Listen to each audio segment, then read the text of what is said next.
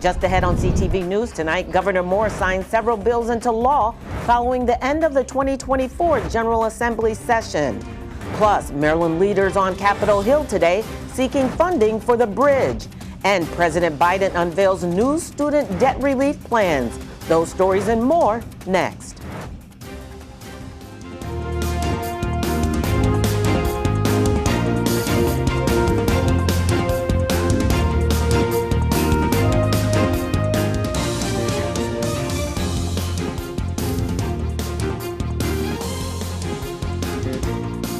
This is CTV News for April 9th. I'm Mariah Jalad. And I'm Patricia Villa, thank you for joining us. Well, sine die, or the last day of the Maryland legislative session, didn't end until the 11th hour last night.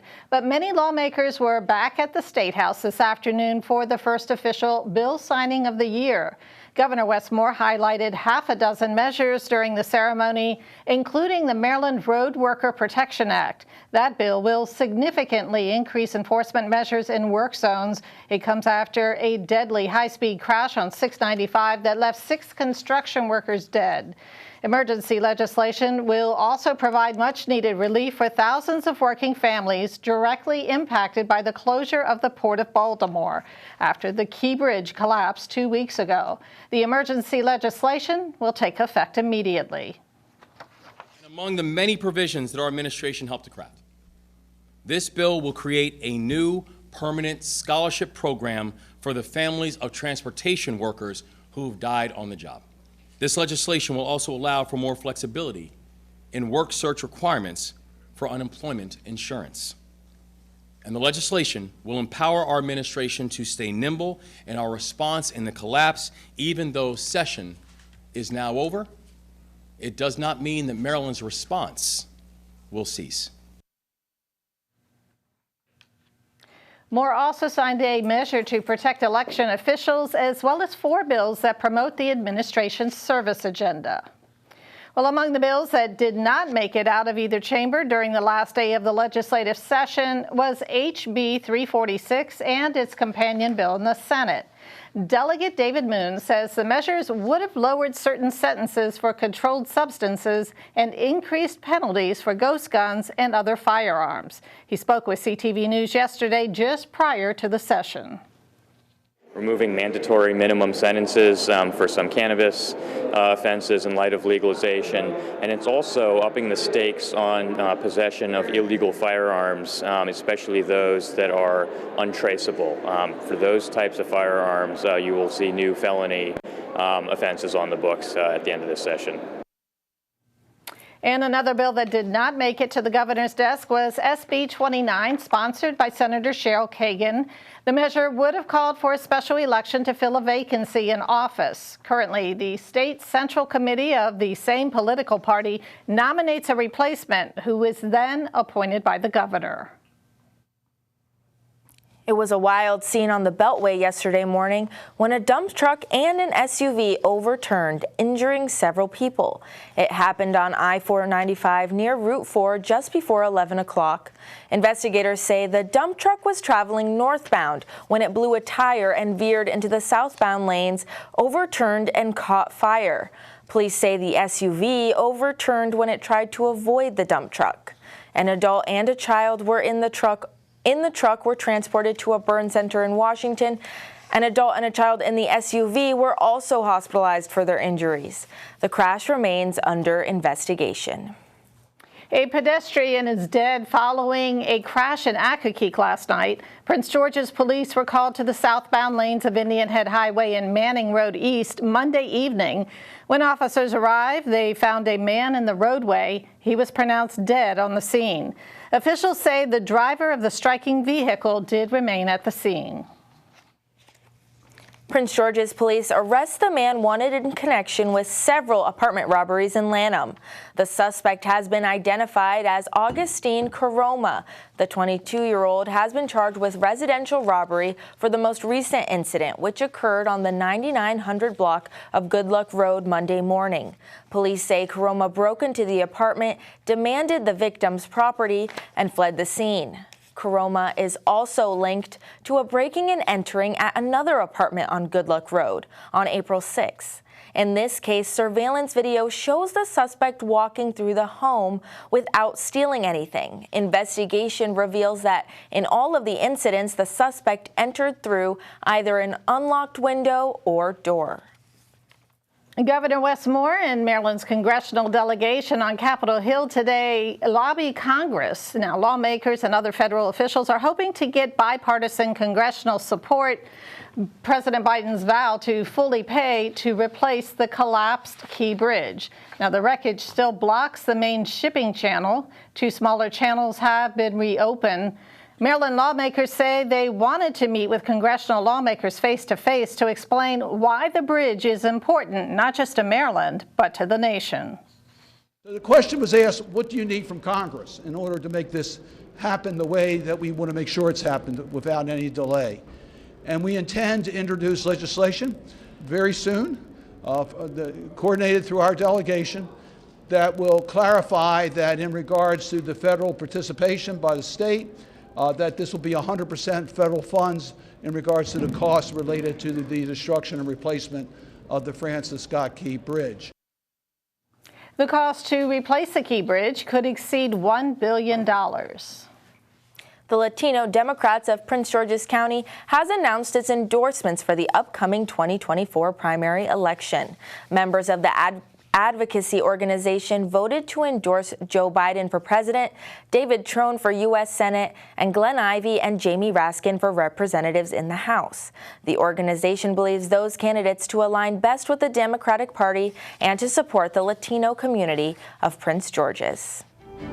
And you're watching CTV News. I'm Mariah Jalad. And I'm Patricia Vallone. Still to come, a local teacher gets surprised with a high honor. Don't go away. We'll be back with more news. Hall of Fame defensive back Darryl Green for Health Playbook. I'm with 2018 lacrosse national champion Christian Guardian for the FDA's Don't Get Burned Sunscreen Challenge. Ready for a little one-on-one? Bring it, Darryl. Hey, she's tough, but I won't get burned today. I'm using a broad-spectrum sunscreen with an SPF of 30. The FDA recommends broad-spectrum sunscreens with an SPF of 15 or higher with other sun protection measures to reduce the risk of sunburn and skin cancer. Reapply sunscreen every 2 hours while outside and more often if swimming or sweating. You smoked me, Kristen. You know I was the NFL's fastest man. That's why I use a sunscreen with an SPF of 50 so I wouldn't get burned by you and the sun. Great game plan. You just won the FDA Sunscreen Challenge. Broad spectrum sunscreen is a winning play every time. For more information on sunscreen and other sun protection measures, go to fda.gov/healthplaybook. Welcome back. Well, an outstanding educator was inducted into the National Teachers Hall of Fame today. Keshia Thorpe is the assistant principal of Flowers High School and one of 5 teachers across the country to receive the honor this year. Thorpe is the previous recipient of the $1 Million Global Teacher Prize and has been recognized for her culturally and linguistically responsive teaching practices. Thorpe redesigned 12th grade English curriculum to be more inclusive of refugees and immigrants. Hailing from impoverished rural Jamaica, Keshia defied discouragement to seize an athletic scholarship to Howard University, becoming a first-generation college student. Keshia's heart led her to teaching, driven by a profound desire to advocate for students facing adversity much like herself. Recognizing the transformative potential of education, Keshia's commitment to her students, particularly immigrants and refugees, underscores her belief that every child deserves access to quality education as a fundamental human right. Education has become hard work for me because I want to make sure that students who come from backgrounds like myself, students who have stories like mine, still have an opportunity to know that they can make it out and they can have a better chance at life, and they can be successful and they can meet those milestones in their lives as well. And so those are the things that drive my work. Thorpe and her sister also founded the nonprofit organization U.S. Elite International Track and Field, which provides resources to underprivileged student athletes to obtain higher education. President Joe Biden announces new plans to cancel federal student debt that, along with other actions, would benefit millions. Biden's new plans are aimed at canceling runaway interest for millions of borrowers.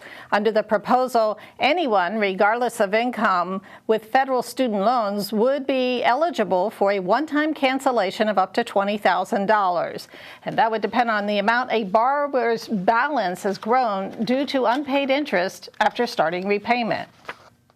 Starting this fall, we plan to deliver up to $20,000 in interest relief to over 20 million borrowers and full forgiveness for millions more. So far, we have identified 4 million people who are eligible for loan forgiveness, but we're caught in our bureaucracy or not able to navigate all of our programs. So these are public servants, teachers, nurses, service members. Also includes people with disabilities, people who were cheated by a for-profit college. And we've said to them, you are eligible for loan forgiveness. We're going to process that. And the president's new loan forgiveness proposal will be subject to approvals through the federal rulemaking process. It could take months since the start of Biden's student loan program. More than 58,000 Marylanders have had more than $3 million in federal student loan debt forgiven. Prince George's County Council voted to pass an extension of last year's Rent Stabilization Act. Members voted 9-0 to extend the law for 6 more months. The bill prohibits landlords from raising rents for most units above 3% a year. Supporters say it will keep people from being evicted. We are extending our temporary rent stabilization for another 6 months to give us time to work on the permanent rent stabilization. So this is key to make sure that we have the protection while we work on the permanent legislation. Rent is the sole revenue that's collected, and if they're capped at how much they can increase the rent, it's going to be difficult for them to pay bills, or they will have to lead to further deferment of delaying of investment in the property and that such. So it has grave concerns. And the rent stabilization law was set to expire next week. The University of Maryland is dealing with a spike in stolen and attempted vehicle theft. According to the Diamondback, UMD police crime logs reveal that stolen vehicles and attempted vehicle thefts have tripled between 2022 and 2023. Reports also indicate that thefts from cars also increased about 40% from 2022 to last year. The spike comes as the county experienced more than 8,500 stolen vehicles in 2023. Well, Prince George's officials have long talked about development around transit hubs. Now the county is looking at incentivizing dense construction, especially near transit hubs inside the Beltway. County planners are encouraging local lawmakers to consider streamlining development approvals and increasing residential densities in certain areas of Prince George's. The potential changes were talked about at a committee meeting in County Council last week. One streamlining proposal would take County Council out of the approval process, but that got some pushback from Council member Tom Dernoga. No word on when or if the changes will happen. Job growth was up again in the month of March, with more than 300,000 workers added to payrolls around the country. The surge far exceeded economists' predictions by more than 100,000 jobs.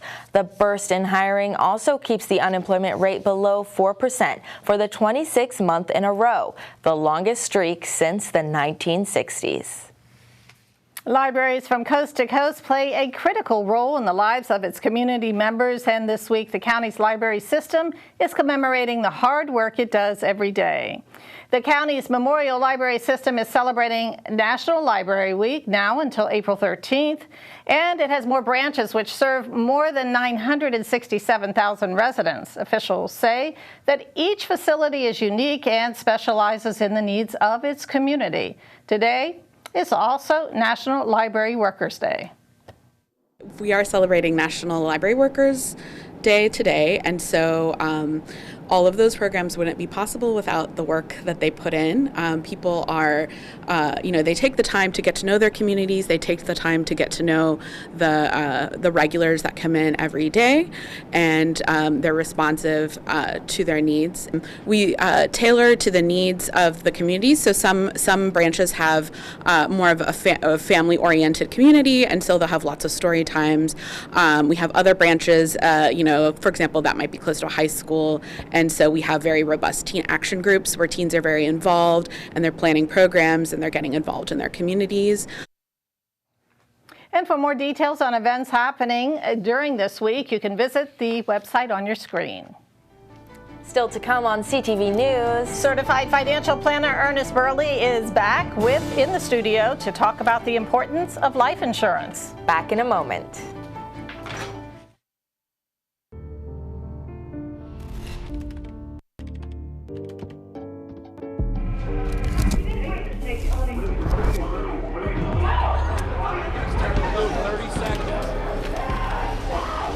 I'm an ex-drug dealer, and I'll be your sub today. Can you see anything different as a pill? No. You don't know? Fentanyl is being mixed into everything now. There's only one thing that will save somebody's life. That is naloxone nasal spray.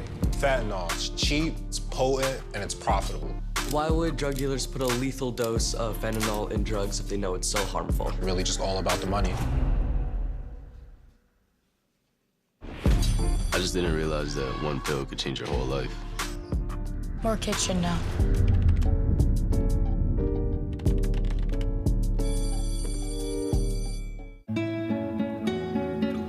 ¿Qué color?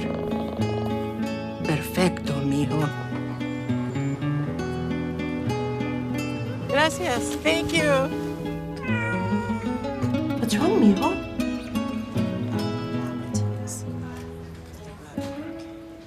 Donating to a pet's medical care is one of the many ways you can help families in your community.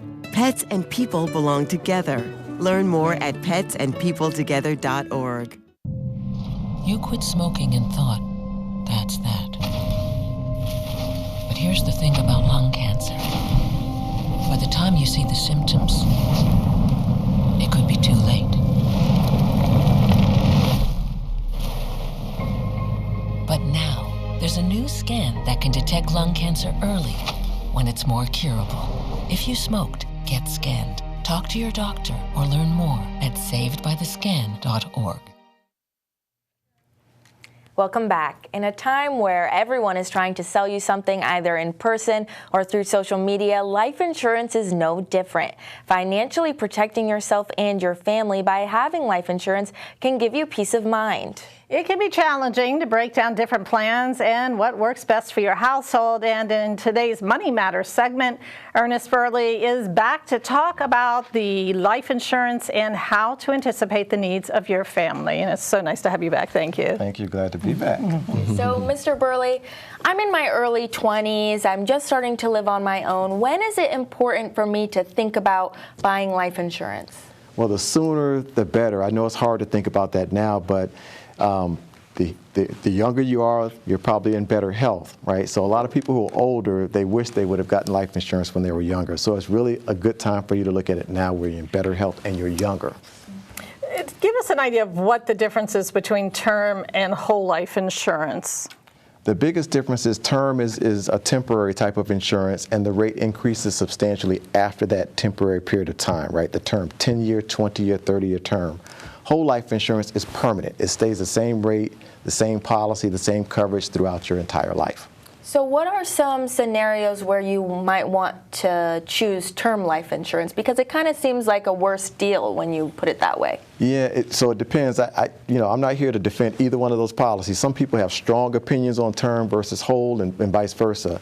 Term is more geared towards a person who only wants the coverage for a certain period of time, because truthfully after that term the rates are going to go up substantially and they increase every year thereafter and you'll be left without coverage. But if you're cool with that, then fine.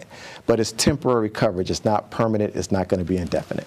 I've heard almost the opposite. Basically, people say, whole life insurance is way overpriced compared to term, and that it's insurance that you most likely will not need in the future. It's that term insurance in case something happens and you do pass away. Right, but if you don't have the term coverage, what good did it do? Like if you turn 70, you have to have one or the other. Right, Yeah. you have to, that's why I don't defend either one. Both of them serve a purpose, so I don't bash either one of them. Both serve a purpose. Each person has to look at their own situation, why they want the coverage, how much coverage they want, and what their budget is like also. Well, just to add to that, she spoke about being in her 20s. I'm not. Mm-hmm. I'm a little bit older. 30s? Just somewhere in there. But one of the things I was told was when your children are older and self-sufficient adults, that is something that you need to rethink about in terms of what you're paying, if anything, for life insurance. Do you have any thoughts on that? You mean life insurance for your children that you Well, pay life for? insurance for yourself to protect your children in case something happens to you. Right, so insurance is like a bell curve. Your responsibilities, like the bell is like this. When you're at the peak of the bell, that's when you have more responsibilities, but as you go down the other side, you have less. So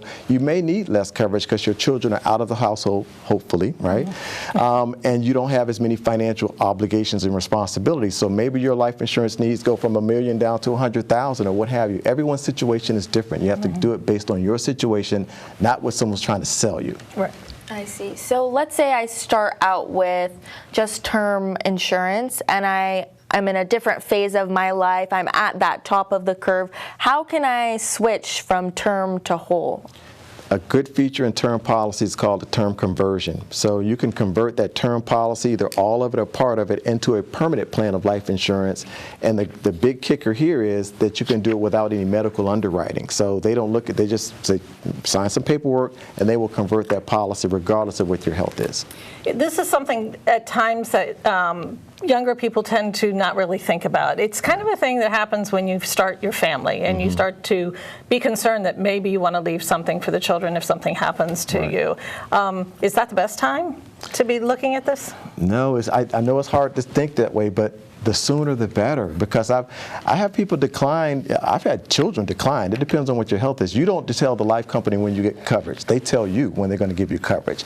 So you can be in your 20s or 30s or have some health condition that makes you ineligible. So the sooner you get it, the better, because you're younger and you're probably in your best health, right? So that's just the way to look at it. I'm a financial planner, so you plan. You do what's best now, planning for the future. And you may be able to lock in that rate when you're younger. Yes, definitely. Lock in the rate for the long term. Yeah. I see. So what are some of the disadvantages of both of the types of insurance? Well, the biggest disadvantage of term is that it eventually terminates. So it eventually is going to terminate. And like the biggest disadvantage is that the premium is going to go up so high to where you won't be able to afford it eventually. So $1,000, $2,000 a month, literally, right?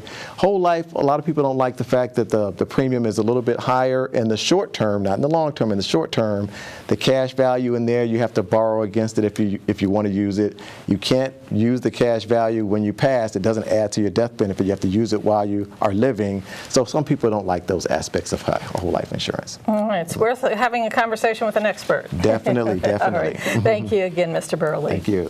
And today, Mr. Burley, we just want to let you mention that Burley Insurance and Financial Services has no affiliation with Next Financial Group. And individuals should contact their own financial professionals and attorneys to help answer questions about specific situations or needs prior to taking any action based on this information. And after the break, CTV's Simon Buggs is here with our Monday sports page. And the NFL draft is coming up. Simon, what do we have in sports? What's up, everyone? And coming up on your Tuesday sports page, some highlights from the Bowie versus Wise high school boys lacrosse game that was played yesterday. Stay right there. You don't want to miss it. If I could be you, and you could be me for just 1 hour. If we could find a way to get inside each other's minds. If you could see you through my eyes instead of your ego, I believe you'd be surprised to see that you've been blind. Walk a mile in my shoes. Walk a mile in my shoes. Yeah, before you abuse, criticize and accuse. Walk a mile in my shoes. Walk a mile in my shoes. Well, before you abuse, criticize and accuse. Walk a mile in my shoes. Jason, let's go see your room.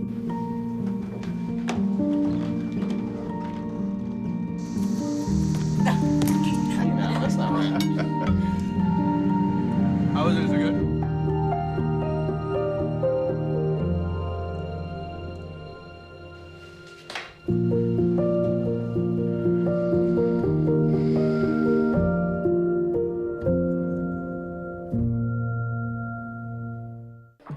How do you know when you've made the right decision? It's the feeling you get in your gut. The one that tells you what's right or wrong. It's the one that says, sure, I can have a drink. Or the feeling that says, okay, I've been drinking. Now what? It's the voice inside you that says, I'm buzzed. Better leave the car when it's time to go. Plan ahead. Catch a sober ride. Buzz driving is drunk driving.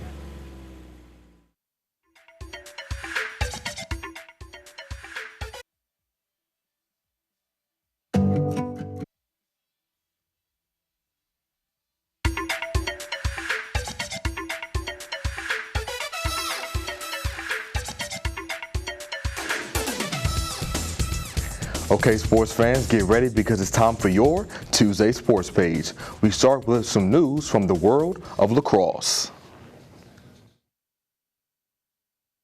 The Bowie and Wise High School boys lacrosse teams took the field versus one another yesterday afternoon, and both squads made some good plays over the course of the matchup. Starting with the first period, the Bulldogs struck first as number 1 Drew Quinones was able to get his team their first goal of the game less than 2 minutes into the match. And the Bulldogs' offense stayed hot as they scored more goals in the quarter, like this one from Evan Delaney, despite some good defense from the Pumas, as well as this other goal by Delaney that was set up thanks to an assist from Christopher Hernandez. And because of this, the Bulldogs led after the first quarter 6-0. Moving on to the second quarter, Wise made a couple of nice defensive plays as the Pumas goalie was able to prevent a couple of potential goals for the Bulldogs, like these two, one from Daniel Ajudua and another attempt, this time by Hernandez. The Bulldogs also made some nice plays on the defensive end, like this hit on the ball by Alexander Kelm, disrupting the Pumas' chance to score.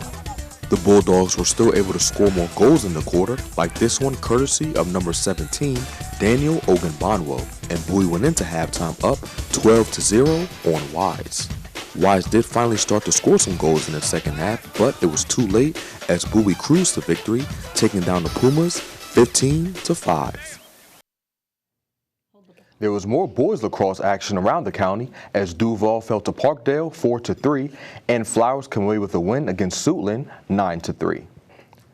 Switching gears to some college football news, the NFL draft is coming up and UMD defensive back Tarheeb Still is hoping to hear his name get called.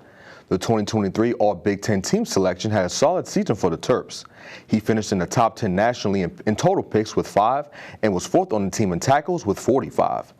And the New Jersey native expressed that whoever drafts him is getting a player that can do it all. I'm very versatile. The things I can do, I can play inside corner, I can play outside corner, I can play safety, punt return. I can do a lot of different things for the team, contribute on special teams. And then I have a chip on my shoulder. The way I play the game, hair on fire, I love the game.